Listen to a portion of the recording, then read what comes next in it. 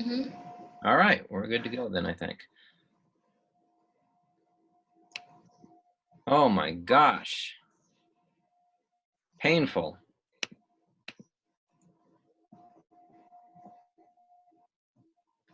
All right, all right. So I don't know who is here with us right now after all that painstaking process, but I know Dr. Danya and I are here. So we are a few minutes behind now, like 25 minutes behind. I am so sorry about that.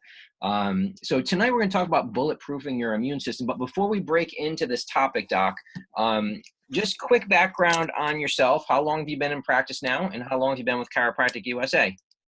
Well, I've been in practice for 5 years now, All and right. I've been with Chiropractic USA for 5 years. Awesome. Love it. Um, Many of you know I've been in practice for almost 25 years now, and I've been with Chiropractic USA now for the past few years. And we've got a great team here, great group of doctors, just great teams in each of our offices that just truly love taking care of our patients and just being there to serve them and provide just an exceptional experience to them. So, very grateful to be part of what we're doing here. So, I wanted to start off tonight with just a little comment and announcement because this week earlier I posted something on a doctor that was very outspoken and was seeming to fall in line philosophically with what we were talking about with this virus, with COVID-19 and coronavirus. And he was interviewed by a dear friend and mentor of mine in chiropractic, Dr. Eric Plasker, and he was very much outspoken about the statistics, about what was going on, the falsifying of numbers and deaths and all kinds of different things. Um, I found out some new information today that is causing me to retract my support of him. I am angry, I'm pissed off, and mostly because he's pandering to my beloved profession and our doctors. And, I'm a person who, I like to think I try to operate with high integrity and I like to trust, I like to take people at face value for what they say and what they do. And unfortunately, everybody seems to have an angle. Everybody's positioning themselves for something. So for Dr. Shiva, he's positioning himself for a Senate run, and he's pandering to my profession to get us to promote him and his vision and what he's doing. Come to find out, he really doesn't have a conservative viewpoint at all when it comes to this crisis in healthcare. He's got large ties to pharmaceutical companies and vaccine manufacturers. So I was just really angry and really pissed off when I heard that information. So I just needed to come out tonight and state that I am retracting any support that I had for Dr. Shiva, the biologist, the multiple PhD smarty pants from MIT up in Boston. I no longer would recommend following that man. I think he's dishonest, and that's all I'm saying on it right now. But everybody has an angle, and it just makes me angry why people can't just focus and function and live and do what they say they're going to do without an angle. Unfortunately, I guess that's politics in our world today: money, power, greed. And I hate to start things off this way, but it's just the reality of the world that we're living in. And I want to tell you something, a confession that I have to make here to you. We have an angle.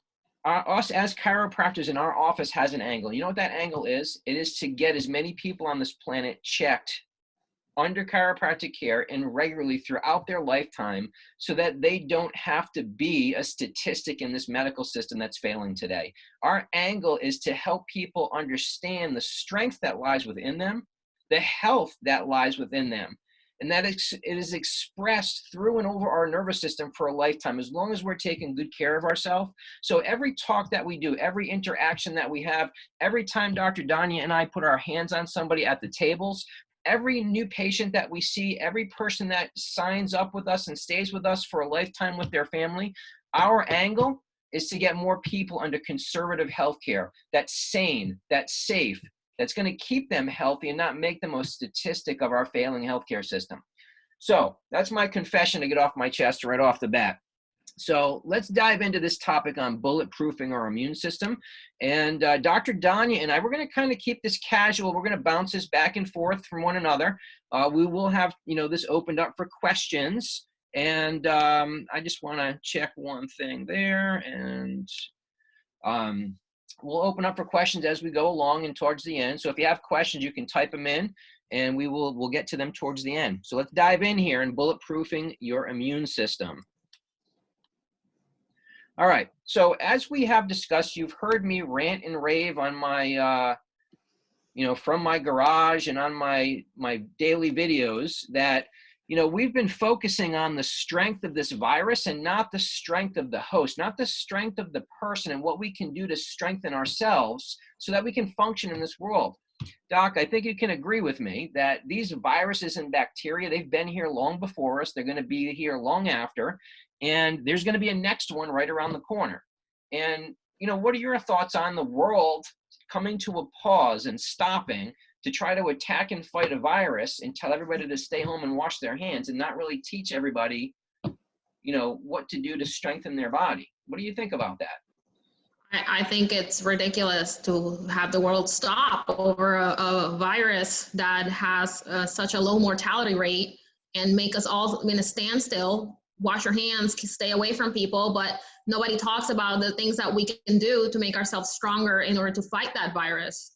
Amen to that. The problem is not that we have this badass virus that's come to town. The problem is that we are no longer the badasses that we're designed to be. We're not functioning and living and thriving as the badasses that our bodies are designed to be. And we're going to talk about that as we dive into things here about how we came to this state where we were so caught off guard. We were literally caught with our pants down. We were caught unprepared, and we should be ashamed of ourselves for this.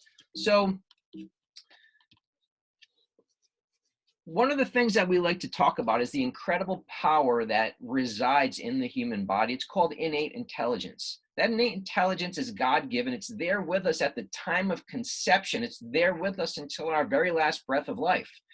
That innate intelligence controls and coordinates the function of every cell, tissue, and organ in our body system. And as long as that communication is kept free from interference from our brain over our nervous system, steering those cells to life and assuming that we're getting the basic necessities for a healthy life, our body's smart and it's designed to be healthy. We were born superheroes. We're genetic freaks. We're part of the Lucky Sperm Club, right? We were the winners. We made it. But you know what? We've become soft and weak in this country, and globally we've become very unhealthy, which has put us in a prime place to be victims, if you will, to a virus like this. Everybody's running scared. Our health equation, Doc, why don't you break us in on this? What does it take for someone to really be healthy? Well, in order to be healthy, you have to have a combination of things. Your lifestyle is one of the most important ones. That's the one that everybody is messing up nowadays, is the lifestyle. Yes. Your genetics play a small part of it. It's not, it runs in my family, is that nobody runs in my family. Yes. So it's genetics is just a small part of everything, but your lifestyle, your environment, and you have to keep a healthy lifestyle in a good environment over time. It's not like you were unhealthy and you decide to be healthy one day and you're going to be healthy from now on. It's something that builds upon itself. It's a compounding effect. So when we talk about those three things, that's where we're at. That time factor is, I think, everybody's least favorite because we live in such an instant gratification world today. Everybody we've been brought up in a culture that teaches us to neglect caring for ourselves, neglecting self-care for the most part, and work our tails off in most of our adult years to try to buy back our health later on in life, and be very impatient in the process. Whenever we get sick or injured or run down, we don't want to take the time. People in general don't want to take the time to slow down, to rest, to nurture their body, their soul, their mind, their spirit, their physical body, to actually allow it to heal. And in chiropractic, there are chiropractics based on 33 principles. Some of those principles are biological, some of those are universal. But across the board, everybody's least favorite principle is principle number 6. And principle number 6 tells us that there is no process that does not require time. It takes us time to get sick and weak and broken down and move towards illness and disease, then it takes us time to get healthy and strong and live an optimal, healthy, vital lifestyle. So the genetics factor is a cool one, though, and I'm glad that you brought that up about, people will say, oh, it's just in my genes. Well, it's not just in your genes. It doesn't just run in your family, right? The problem is that nobody runs in your family, right? You're not living healthy lifestyles. Our genetics are only about 28% of our overall health picture. So this combination, the confluence of these three circles right in the dead center, that contributes to what's called epigenetics, right? Epigenetics are the environmental factors, the lifestyle factors that trigger genes to turn on and turn off all the time throughout our lifetime, right? Just because we have a gene that is a negative trait doesn't mean that we're going to express that, right? Doc, you with That's me? right. All Yeah, right. I'm So, with you. our lifestyle, our processed food, our stress levels, all these different things that occur in our body or happen to our body, or choices that we make, will determine which genes get turned, or which genes are more likely to get turned on and which ones are more likely to get turned off. All right. So as we dive into things here, I want to set the table for you. The predicament of our species. The predicament of our species right now is that we've been caught off guard. We've been caught, as I said, with our pants down, with our hand in the cookie jar. We've been caught unprepared. And again, we should be ashamed of this, embarrassed by it, actually, because when I show you some of these statistics real quickly, it is mind-blowing to see how we have put the world on pause for this virus, this so-called pandemic, and to look at the staggering statistics of what's happening in our current healthcare system to our people, and to close our eyes to that and pretend it's not happening. So this page here is from the Centers for Disease Control, the cdc.gov. I pulled it right from their website just before we did this talk today. And look at this, number of deaths, leading causes of death in our country. Number of deaths from these leading causes: heart disease, almost 650,000 people every year from heart disease. That is a lifestyle. That's a choice. Cancer, some of those are lifestyle related. 500, almost 600,000 people. Then we've got accidents and unintentional injuries, chronic lower respiratory diseases. Those are things like COPD, chronic obstructive pulmonary disease, and things like that. Stroke, Alzheimer's disease, diabetes. Look at that, diabetes. 83,564 people died in 2019 from diabetes. What do we know about diabetes, Doc? Type 2 diabetes we're talking about right now. Type 2 diabetes is acquired due to a lousy lifestyle.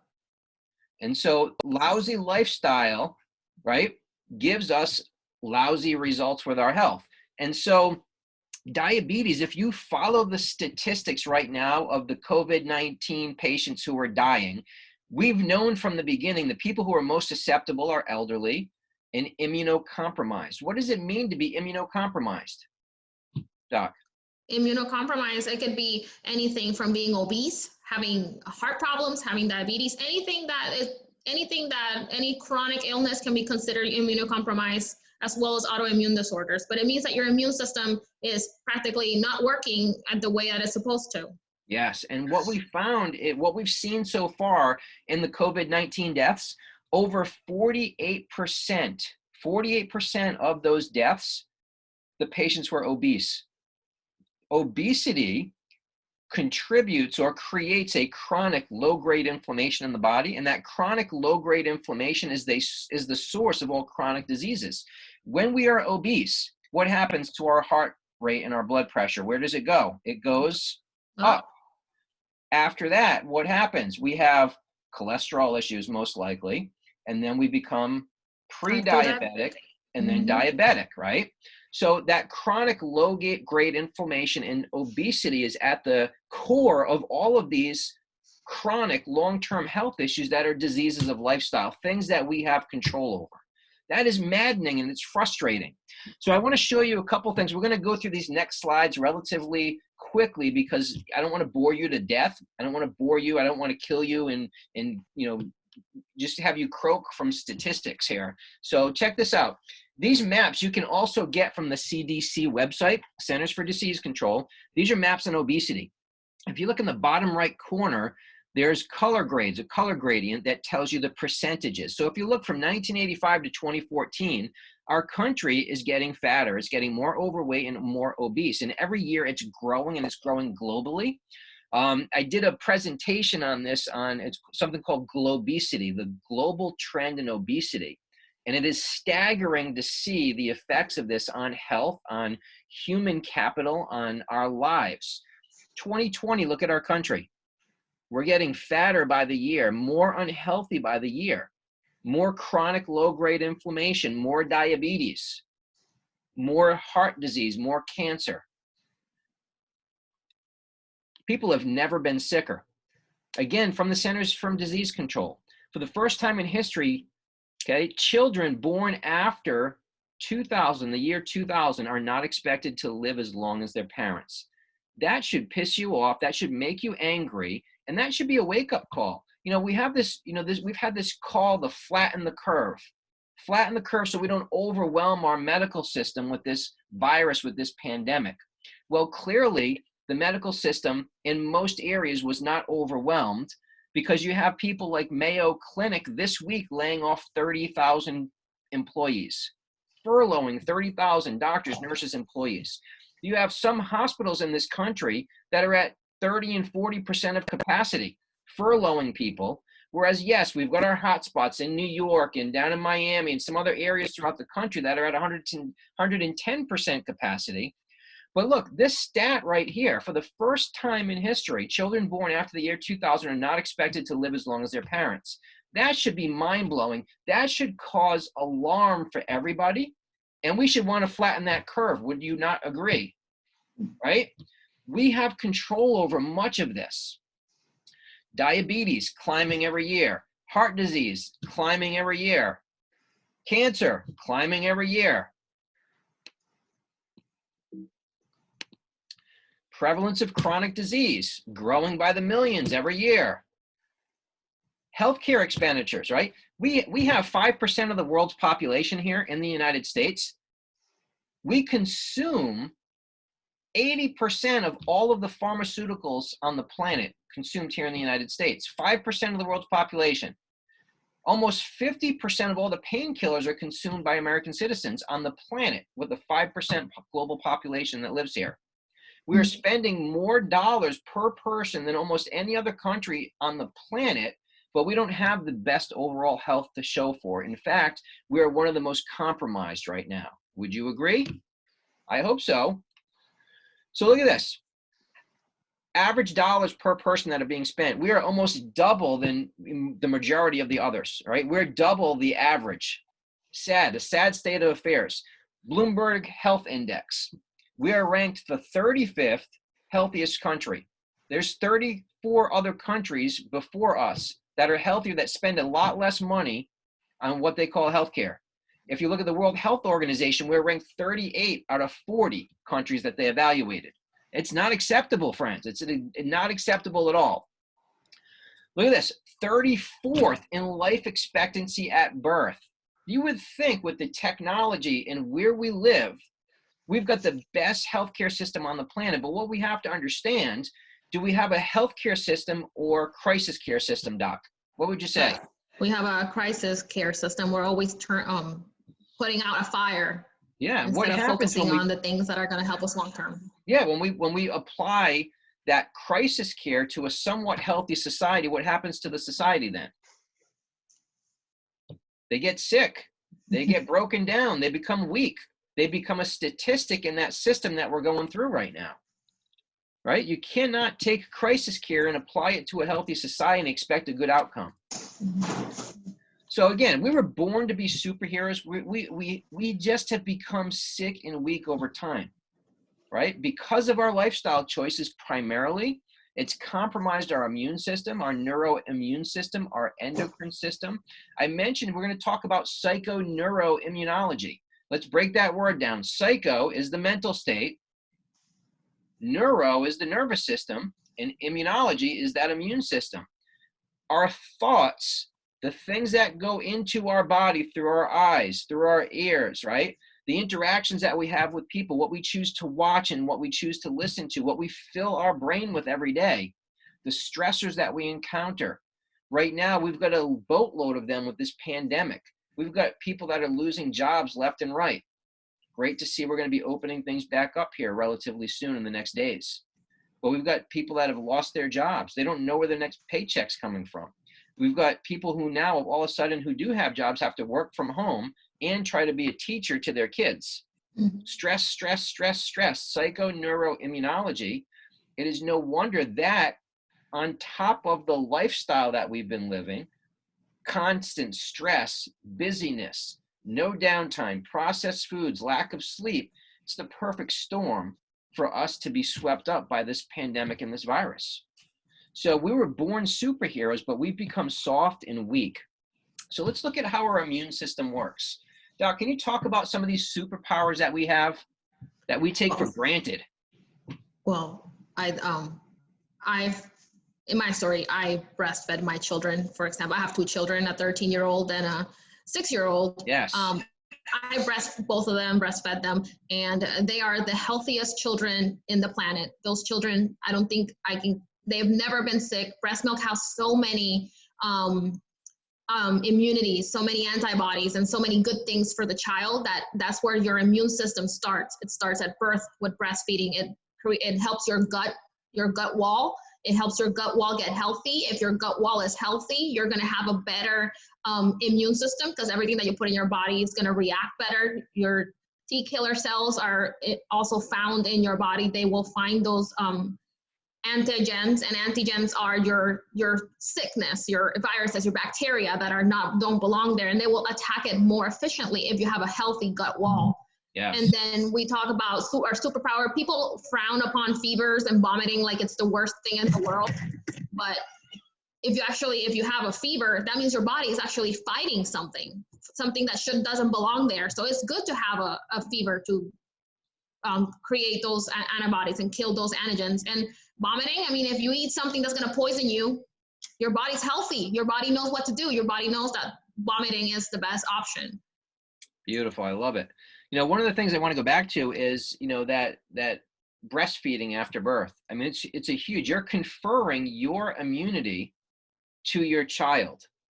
And so you're passing on some of your antibodies, some of your immune system to your child so that, in the beginning, they've got this innate immune system. They've got their mucous membranes, their skin, right? Mm-hmm. The outer protection of that body. They've got a few specialized immune cells that need to be exposed to things and to grow and adapt. But, the more that you're giving them a good head start with breastfeeding, you're setting the stage for a lifetime of better health and stronger immunity, right? What we see very commonly today is that especially when kids are not being breastfed and not under chiropractic care after birth, what we see is they're very likely, the average child today, by the time they're 6 months old, they've already been put on their first round of antibiotic, which sets the stage for a lifetime of immune challenges. When you take an antibiotic, especially at that young age, it's wiping out all of the good bacteria in the gut, the microbiome, right? Our body is like an ecosystem. You wipe out those good bacteria that are trying to grow and develop and thrive. That affects the digestive system. It affects our immune response, okay?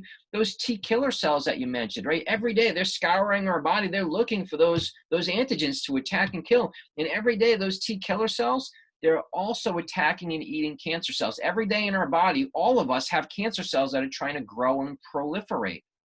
It's when our immune system cannot target those cells properly where they can grow into something dangerous with cancer. But our body's smart, and it can do this when our nervous system and immune system is working properly. You know that up until 1993, all of the so-called experts said there was no connection whatsoever to the nervous system and the immune system. They were separate systems. There's no connection. Now, we know a lot better science today. We know that everything's connected to that nervous system. But a researcher, David Felton, PhD, he was doing some research on cells of the immune system. And lo and behold, he came across a nerve cell. And he searched some more, and he did some more research into these cells, explored them further, and he found nerve cells, vast fields of nerve cells, innervating all of these immune system cells and tissues and organs. Direct connection from our nervous system to that immune system. That immune system is really a neuroimmune system. It's not just an immune system. The nervous system, like it does with everything else in our body, it tells that immune system exactly what to do and when to do it. So fever, vomiting, our body's smart. It spikes a fever for a reason, right? If we went hiking or camping and we wanted to drink some water out of the river or the creek, what would we do before we drink that water? What are we going to do to it? We're going to boil it. Scoop it up in the bucket. We're going to boil it, burn off all the bad guys in there, right? Fever is a good thing. It's burning off the bad guys. We've been trained, though, over our lifetime to think fever's bad. Fever's bad. We got to get rid of it. Vomiting. You know, when I was back up in Rhode Island and I practiced up there for about 18 years, saw a lot of pregnant women, infants, and kids. That was the bulk of my practice.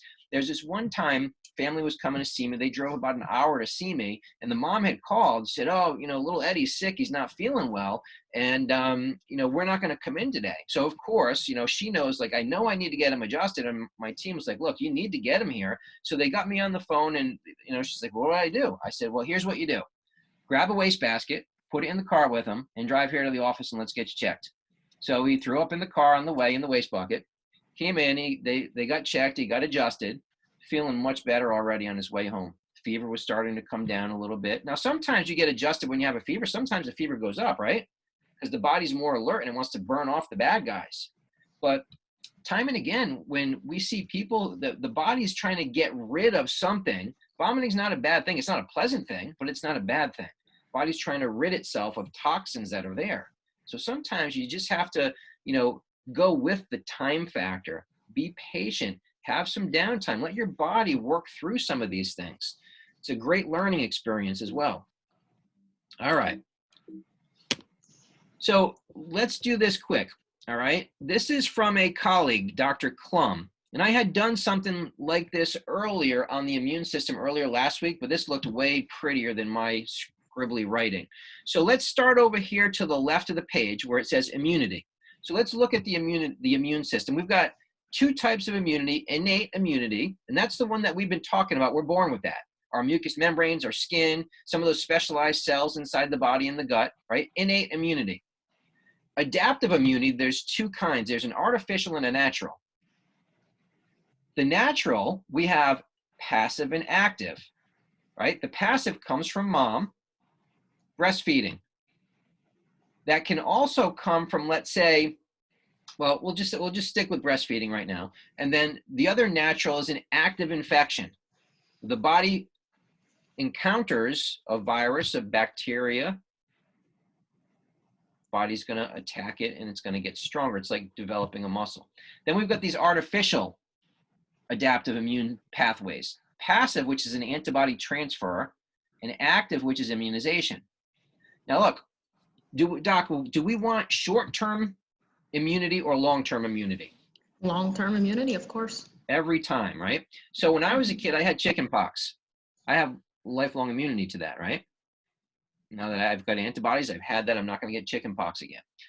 Today, we see kids getting chicken pox vaccines, and not only do they have to get booster shots down the road, but what I've seen and witnessed in practice was something called vaccine shedding. So the kids get the vaccines and they're around their grandparents, and the grandparents show up and guess what they have? Shingles, right? Vaccine shedding, that's a real thing. You need to research that.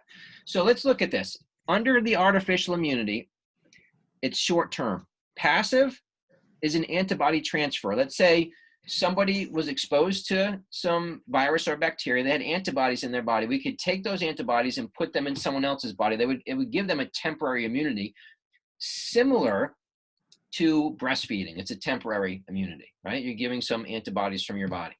Now, the active artificial immunity is injecting chemicals into the body So in theory, they're injecting an attenuated, you've got someone behind you there, Doc. They're giving an injection of a weakened or attenuated virus in most cases, except some viruses in the past have been live viruses. Polio vaccine is one of those, and that was actually a continued source of polio infections, was the vaccine itself. But this active immunization is an injection. And again, it's short term. There's risk with it. I talked earlier last week about vaccine excipients and vaccine adjuvants, things that are contained in there, heavy metals, formaldehydes, detergents, okay? All these things that can be toxic to the nervous system in the body. But when we go back here, this is where we want to live, the natural immunity. Just like strengthening a muscle when we go to the gym, the more infection and more exposure we can have from a young age on, the stronger and more robust that immune response becomes. Doc, you mentioned about your kids being breastfed and where they are today. They're relatively healthy, right? Very healthy. Yeah, healthy. I don't think they've had a sick day ever. Awesome. Have they ever been on an antibiotic? No. No. See, same with me. My kids are 19 and 16. Both delivered. One was delivered at home. One was delivered in an alternating birthing center. I got to deliver one of them, and neither one of them have ever had an antibiotic.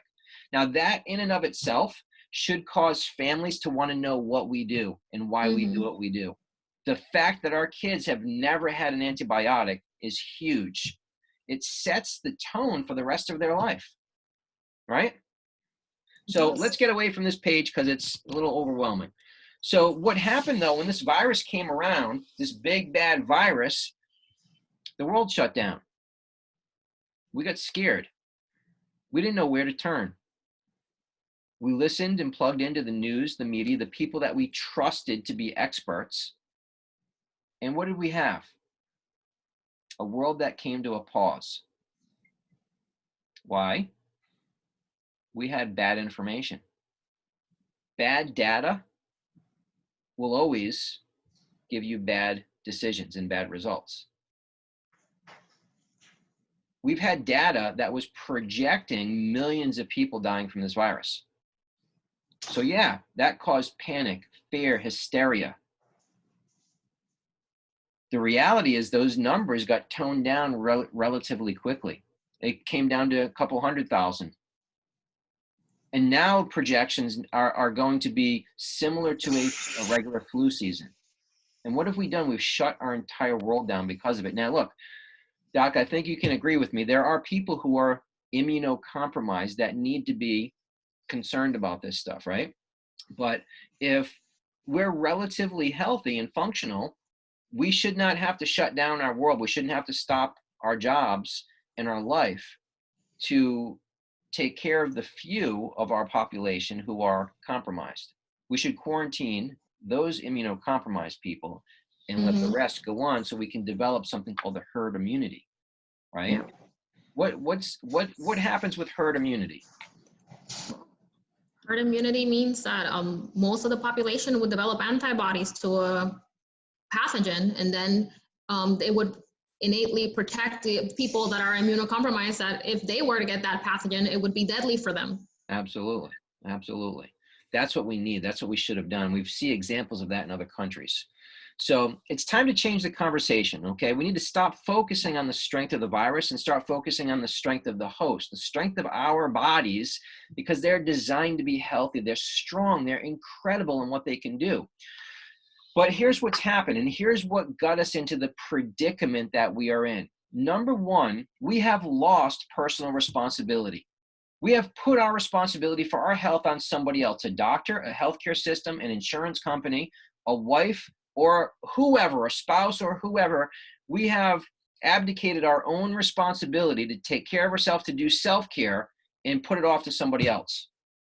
It's 3 reasons we're in a predicament like this. Number one is personal responsibility.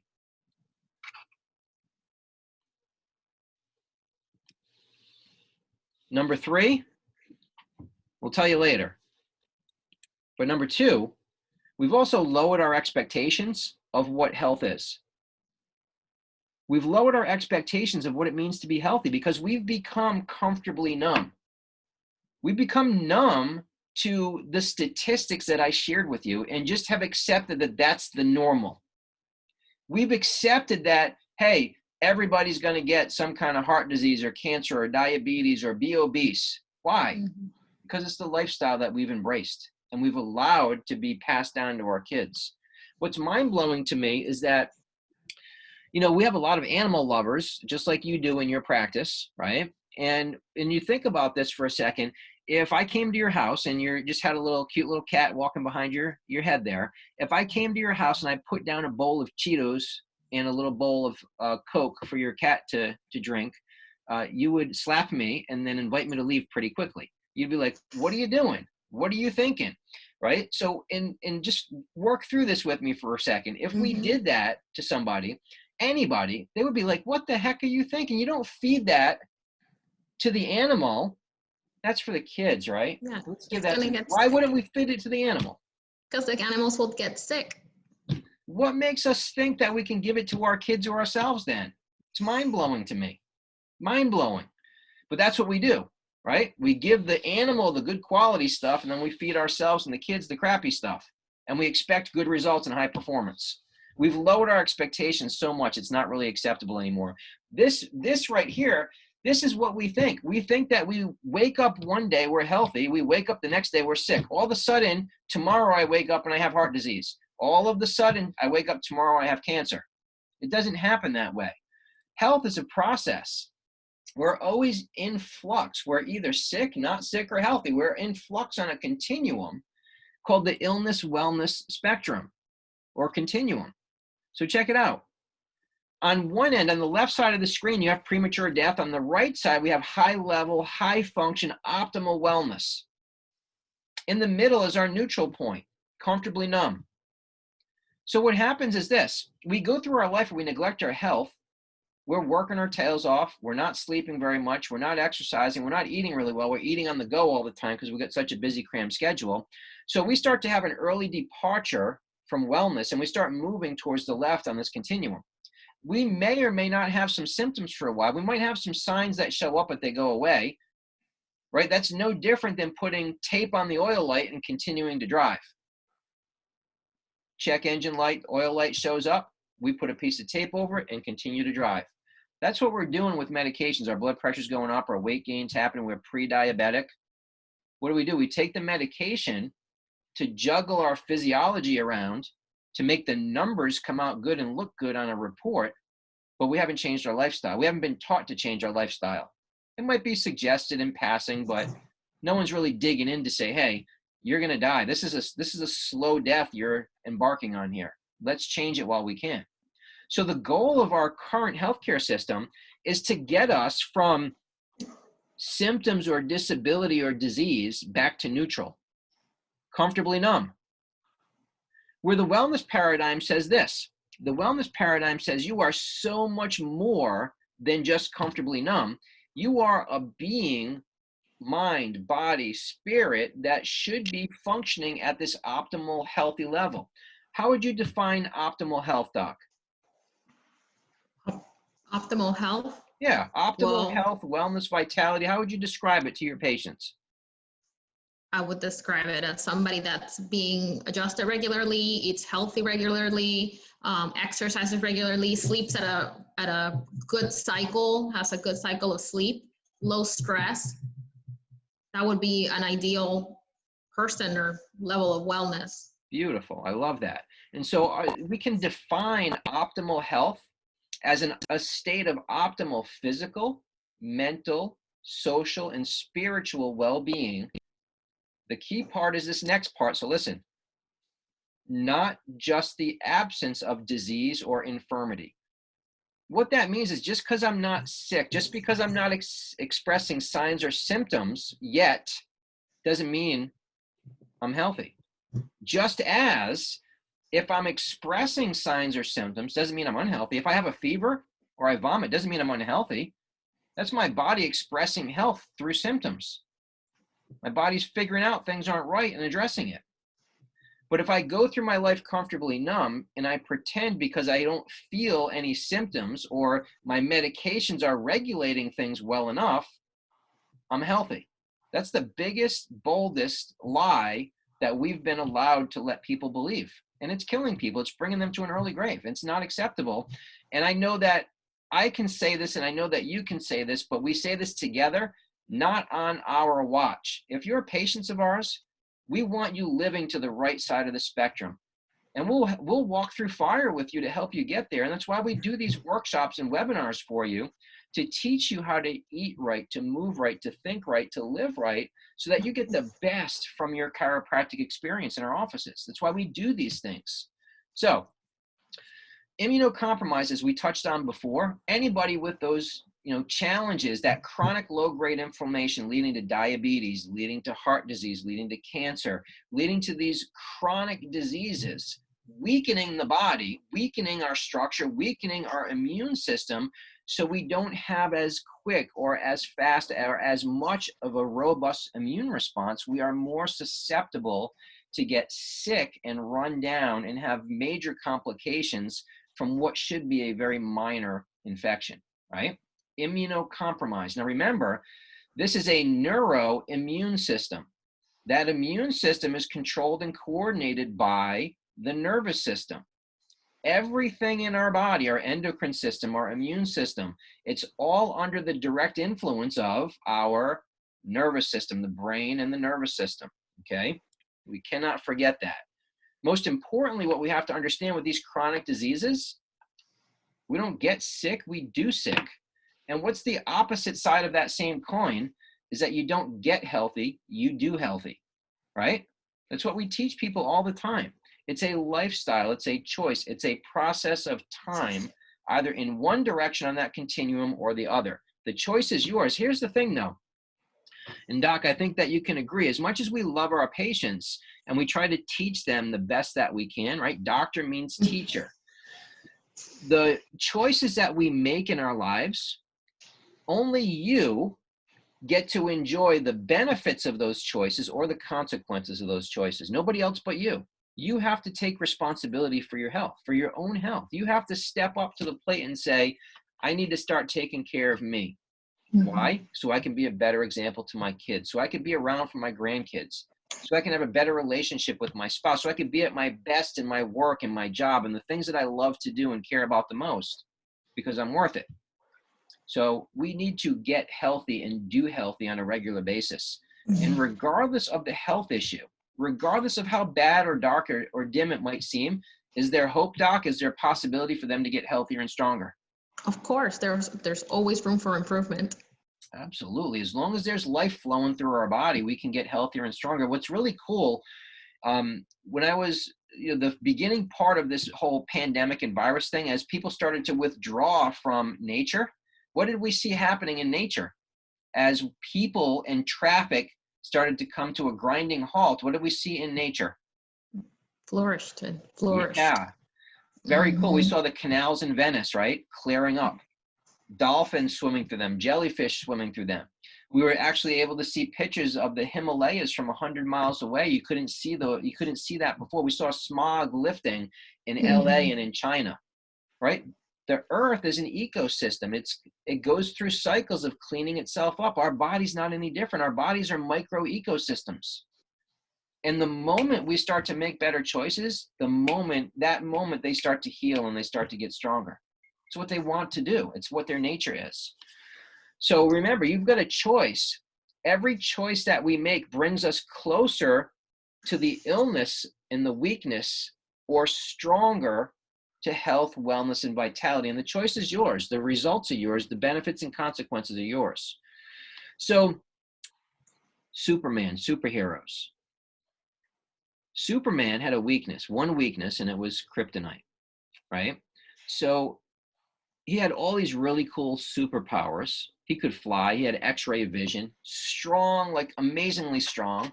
He's got a million superpowers. I don't know them all. I just know the cool ones, the X-ray vision and the flying and the strength.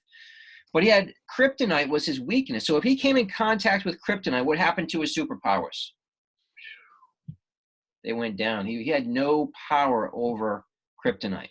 So for us, our kryptonite is stress, chronic, prolonged stress, stressors, stressful events, and stressful lifestyle.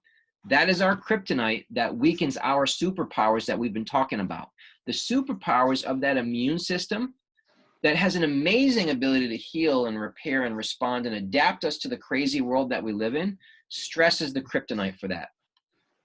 So when we're under long periods of stress, our body goes through this stress response, right? We've talked about in our workshops before, we've talked about the brain, the central nervous system, the brain, the spinal cord, controlling and coordinating everything. We've talked about a fight or flight response and a wine and dine response. In our nervous system, we're talking about the autonomic nervous system, okay? Those are things that happen automatically, right? So the sympathetic nervous system kicks in when it's fight or flight time. It's a life-saving, it's a stress response where the parasympathetic nervous system slows things down. It rests and repairs. It's wine and dine. So our world today, our modern world, is unnaturally stressful, so it kicks us constantly into the sympathetic overload. In a short-term arena, if we were being attacked or chased by a wild animal, our stress response kicks in to pump blood oxygen to our tissues to help us move faster to get us to safety. But when that stress goes away, when the stress or the event subsides, our body regulates through homeostasis back to a normal physiology. But when those stressors keep coming day in and day out, and they don't let up, we go into this fight or flight response that brings us to a point. This whole cascade of events happens here with the body. So, Doc, take us through this quickly, if you would, where we have a stressful event, and what happens? Well, when you have a stressful event, I always like to talk about when the stressful event happens, your cortisol goes up, which is your stress hormone. Yeah. That stress hormone is going to cause everything in your body is going to go up as if you were going to fight a bear. So your blood pressure is going to go up, your heart rate's going to go up, your muscles are going to become tight, your digestion is going to slow down because if you're going to fight a bear, you don't need to be digesting food at the time. Your serotonin goes down, and your serotonin is your happy hormone. So you're not happy anymore. You're going to have fear. You're going to be anxious. You're going to have more problems with your blood sugar because it's going to be unregulated. Your happy cholesterol, which is your HDL, goes down, and your lousy cholesterol increases, which is your LDL. And then your clotting factors, heart disease, and problems with artery blockage are going to be all part of your your stress response. Also, because you have all that going on, your immune response goes down because your body is under attack. So it doesn't have time for it to do the immune system stuff. So that will downregulate as well.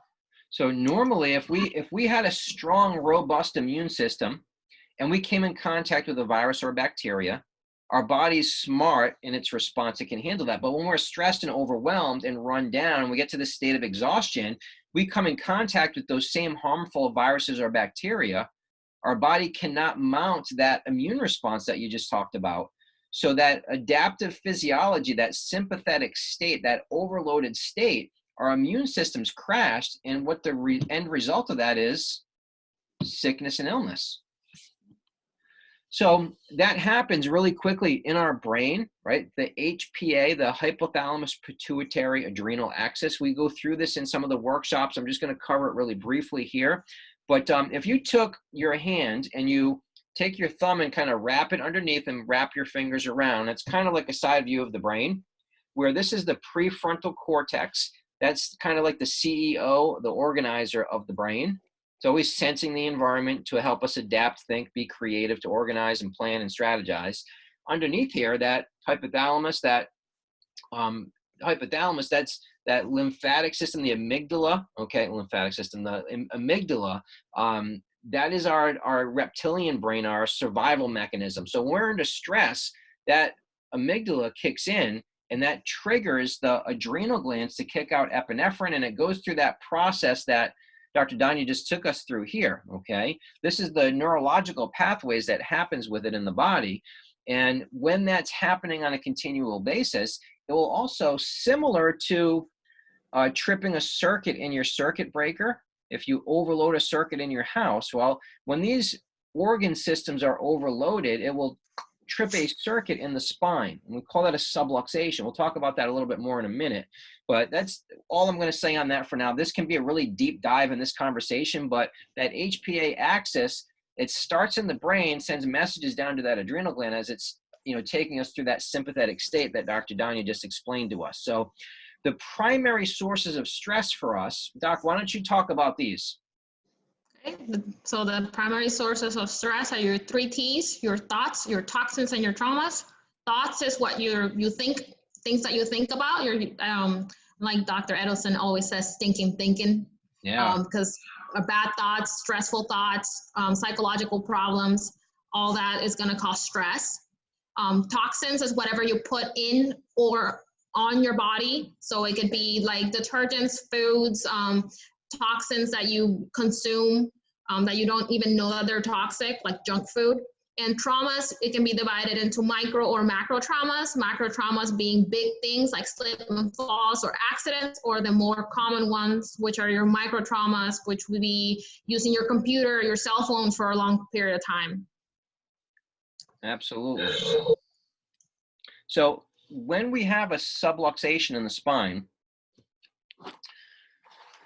this is made up, it's like any other condition. There's a lot of parts to this condition, okay? So a subluxation, really simply, we have 24 movable bones in our spine that house and protect our central nervous system. Kind of acts like the suit of armor.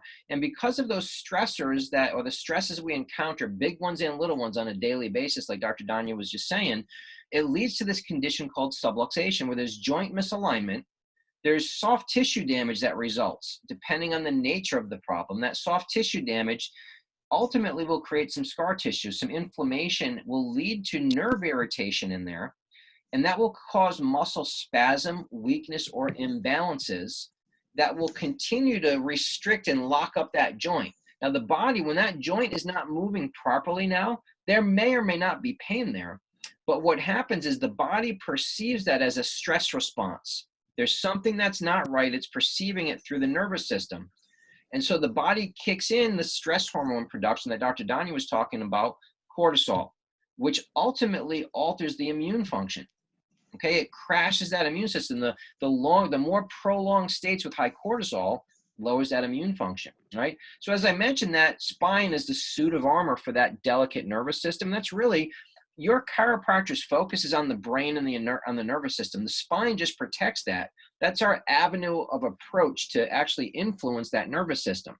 Our nervous system, as I mentioned before, there's a parasympathetic nervous system and a sympathetic. The sympathetic one is the one we're talking about here in this fight or flight response, okay? In the modern world that's unnaturally stressful. The parasympathetics slow things down. It's like your gas pedal and your brake pedal. Sympathetic is the gas pedal, speeds things up. Parasympathetics, the brake pedal, slows things down, all right? Now, in our nervous system, what we have to understand is that less than 10% of our nervous system is responsible for the perception of pain in our body. And we've been trained over our lifetime to base our health primarily on how we feel, okay? So we have part of our nervous system, we're missing 90% of the physiology in our nervous system that it controls and coordinates, from immune system to endocrine system to cardiovascular system to excretory system. All of our physiology in our body is controlled and coordinated by this nervous system, and we're trained to base our health on 10% of it, 10%. So that stress response, that fight or flight response, ultimately this cascade of events leads to that immune system crashing, adaptive physiology, a weakened state for the body. Stress equals kryptonite. So let's look at what we need to start doing and stop doing in our life to actually get rid of the kryptonite and strengthen the host so that we can be bulletproof, okay? So Doc, talk about what we need to start doing here. Well, one of the first things we need to start doing is exercising. Yes. So exercise is going to decrease stress, and it's going to improve your circulation. It's going to improve your immune system. And your ergonomics, which are probably shot right now that you're staying at home, right? Yep. So everyone's at home sitting in a bad chair and a bad computer kind of setup. So the ergonomics are not so good right now. We are a posture-based office, so we're very we work very hard on people's posture because the curves of the spine really dictate how your nervous system is going to function. Amen. And then Yeah. also get checked for subluxation. So the only one that can do that is your chiropractor. Yes. Yeah, we did a low back workshop yesterday, and I put pictures in there of people working from home, just kind of splayed out all across the floor of their kitchen table. And you're right, ergonomics are shot right now for everybody. One of the things we need to stop doing is filling our brain 24/7 with the negative information that's flooding out from the media. So that, like Dr. Danya was just talking about, stinking thinking, right? Every day, every minute of every day, there's about 2,000 words that go through our subconscious brain. And the content and quality of those words are going to determine what our emotions are like, what we think, what we see, whether we're possibility oriented, whether we have a growth mindset or a limited mindset, whether we're worried all the time and holding grudges and being angry, or we're possibility oriented. You need to check in on your thinking and start thinking differently about things. Now, for some of us, that means we need to look at how we start our day, our first thoughts, actions, and habits of the day. Prayer, meditation, journal, whatever it is for you, but you need to get right for yourself before you engage your day, and then check in with, what are you allowing into your eyes, into your ears? What experiences are you allowing to shape your thoughts? Doc. Oh, the mindset, we're going to work on this. Okay. So, so your mindset, it starts with, I like starting with gratitude. We have to be grateful for everything, just grateful for that we're here, grateful for our health, grateful for everything that we have. So that's, I think, number one, even though it's number 3 on the slide. Vision casting, always looking for positive things in the future. So you always want to be looking at what other positive things can you do? Are you volunteering, doing personal growth, things like that, and make sure that your mindset is aligned with what your thoughts are. So make sure your positive thoughts align with the rest of your life. Beautiful. All right, stop. Right? Sleep is so important. Dr. Danya touched on this earlier, and we do not sleep enough, and we don't have enough quality sleep. Sleep is one of the most natural things that we can do, and yet we have a multi-billion-dollar industry around sleep aids right now. Mm-hmm. So a couple things that we need to do. If you think about when you had kids, or if you have grandkids, they have a bedtime routine, right? It gets them ready to go to sleep.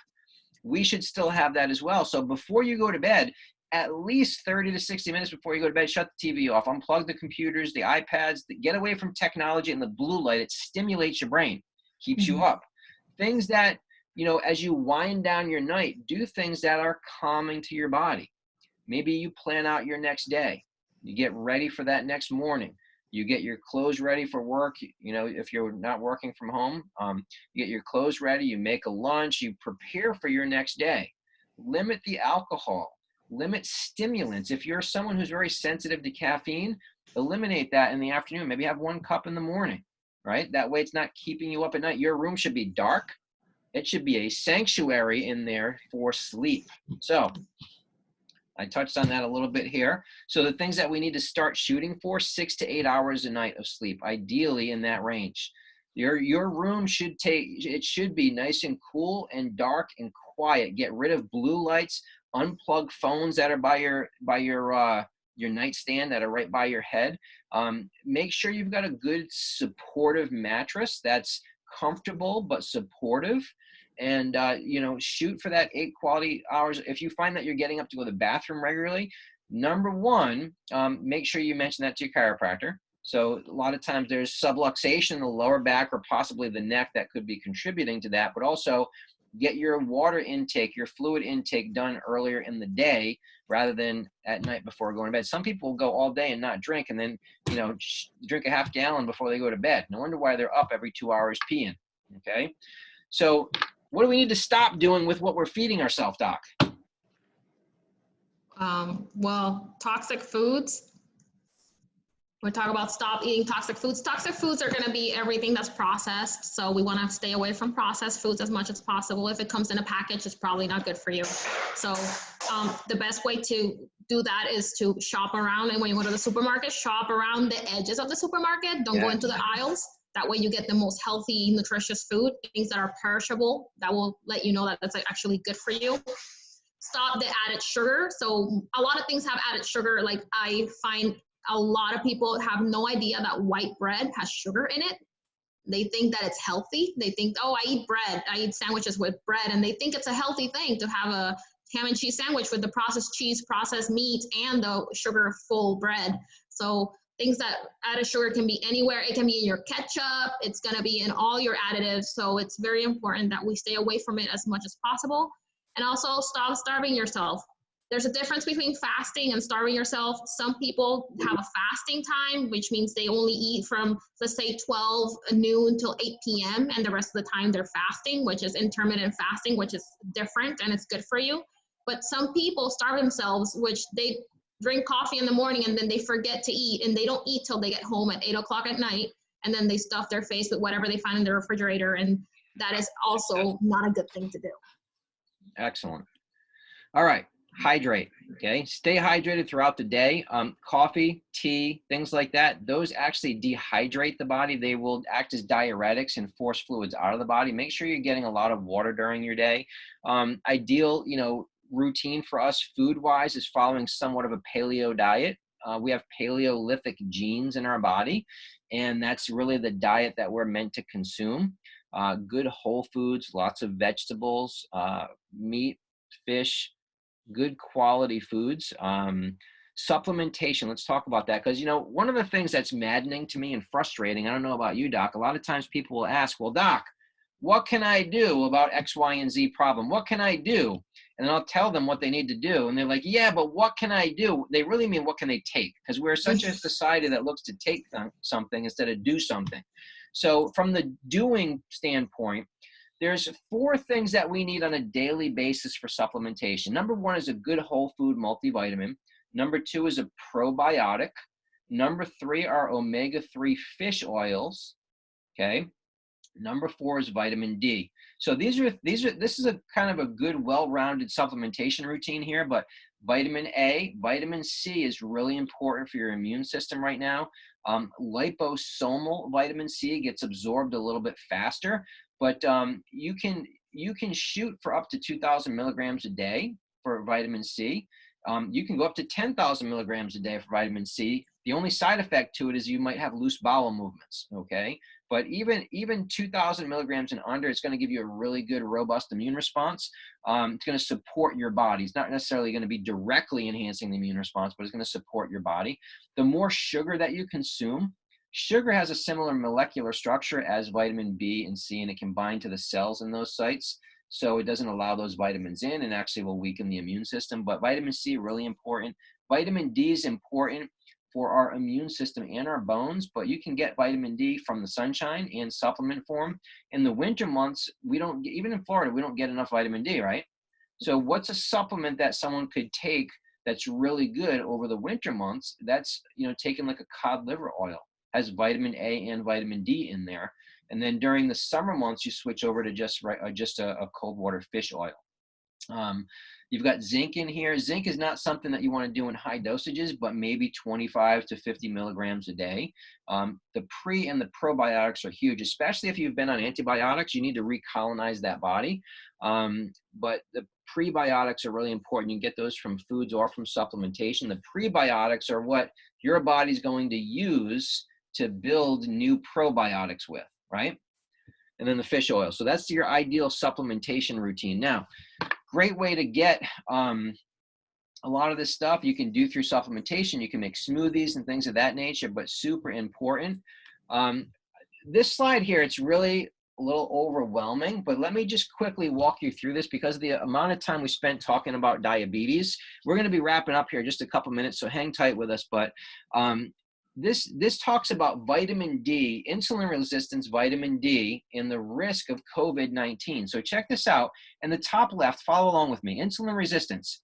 94.3% of COVID-19 cases had insulin-associated health issues, right? Diabetic or pre-diabetic. We list some of those chronic health issues off to the side that we talked about. Now, there's an inverse relationship with vitamin D and COVID-19. So the lower the vitamin D, the more severe and critical the COVID infection is and risk of death. So what happens is this ACE receptor and ACE2 receptor, those are kind of like a doorway into the cell. And what happens is when vitamin D is lowered down, right, severely lower, it allows that doorway to those cells to remain open and those viruses to get in very, very consistently. And so what happens is people who are obese, overweight, diabetes, all these things that are off to the left-hand side, there's an increased insulin resistance. That's pre-diabetic and diabetic. All of them will have a low vitamin D. They'll have a low ACE2, opening the doorway for those viruses to get into those cells. It weakens that immune response. Okay, vitamin D is super critical, super important. So make sure you're supplementing with that. So again, we need to stop a sedentary lifestyle. As soon as the world came to a pause, a lot of people became sedentary. Well, you should be using this time at home. If you're not working, you should be exercising. You can come out of this quarantine healthier than what you went into it. But a sedentary lifestyle brings us to the grave faster. Macro trauma and micro trauma. When we are sedentary, when we're not moving properly, the body ages prematurely. We don't get old and then stiff. We get stiff and stop doing things, then we get old. We age prematurely. We age faster that way. So if you remember back in the beginning, we gave you a few reasons or 2 reasons, and we said we're going to come back to number 3 of why we have the health crisis that we do in this country. We said number 1, personal responsibility. Number 3, we were going to come back to. Number 2, we said, was having a different or lowered expectations of what health actually is. And number 3 is procrastination. Yeah, I'll do it tomorrow. Yeah, it's not that bad. We continue to tell ourselves lies, and we continue to put things under the rug to pretend that the problem's not actually there. See, the only way that things change is if you take action, if you do something differently than what you've been doing. If you continue to do the same things you've always done, you're going to continue to get the same results. There's no other way about it. And you're basing your life and your health and your relationships on fantasy instead of facts. Base your facts. Take action. You shall be known by your fruits, right? We can't be known by good health if we're not making good, healthy choices every day in our life. So listen, those of you who are listening to this right now, most of you are patients of ours. There are going to be some people who are not listening to this at this moment. They might watch a recording who are not patients of ours. So listen, it's really important, going back to the angle that I said we had in the beginning. We want every man, woman, and child on this planet checked by a chiropractor regularly throughout life. So we want to remove some barriers here to you to get regular chiropractic care. And so if you think about what your life could be like moving towards that wellness side, that strength side, that robust immune side of that equation versus the sicker and weaker side, hopes, goals, dreams, things that you want to accomplish with your health. From a natural, holistic standpoint, conservative, feeding your body properly, moving it properly, thinking properly, fueling it, resting it, and letting your nervous system control and coordinate things properly, you need to get your spine checked by a chiropractor. Now listen, our discovery process that we do on day 1, we sit down, we do a very in-depth, detailed health history with our patients. And then we do a very in-depth examination to figure out if people are in the right place so that we know we're going to serve them the best way possible. In our examination in our office, we go through a hands-on assessment to actually feel the spine and the tissues to find out where there's restrictions, where there's spasm, where there's inflammation, what the posture looks like in that body. We take digital pictures to measure the effects of gravity on that posture. And we can measure them down the road and remeasure them to see changes. We do a surface EMG, which measures muscle function in and around the spine. We measure ranges of motion. We take x-rays of the spine so we know exactly what we're dealing with. One of the things that is really important to Dr. Danya and I and the other doctors at Chiropractic USA is for people to know that we operate with the highest of integrity, and we would never ask you to do something that we're unwilling to do for ourselves or for our families. And so we come from a place of integrity and truth and honesty. And if we don't truly feel that you are in the right place when we go through a discovery process with you, we're going to tell you that. And we're going to tell you where you need to go and what you need to do. If, however, we discover that subluxation process going on in your spine, we're going to show you exactly the path you need to follow to get the results, to achieve the goals that you want with your health. Now, normally, that discovery process costs $114 in our office. Now, if you remember back to the cost of healthcare expenses that we talked about, how many thousands of dollars are spent per person in our country that's not producing health. $114 for an examination process that's worth about $600. And so what we want to do and what our commitment is to remove this third excuse, the procrastination reason. So normally that exam is $114. If you contact our office by the end of the day tomorrow, that is April 30th, Thursday, by 6 p.m., we will offer you, we will honor for you that same discovery process, as well as a follow-up report of findings detailing our findings and a recommended plan of action, cost of care, answering all your questions, all of that. And the price is $47. After that, you're always welcome to come to the office. It's just at the regular fee.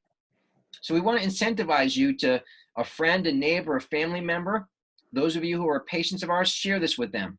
Have them get their spine checked. This is the most important time in our lifetimes to be getting adjusted regularly, to be receiving regular chiropractic care, to stay healthy, to calm our nervous system so our nervous system can regulate our body properly and adapt us to the world that we're living in.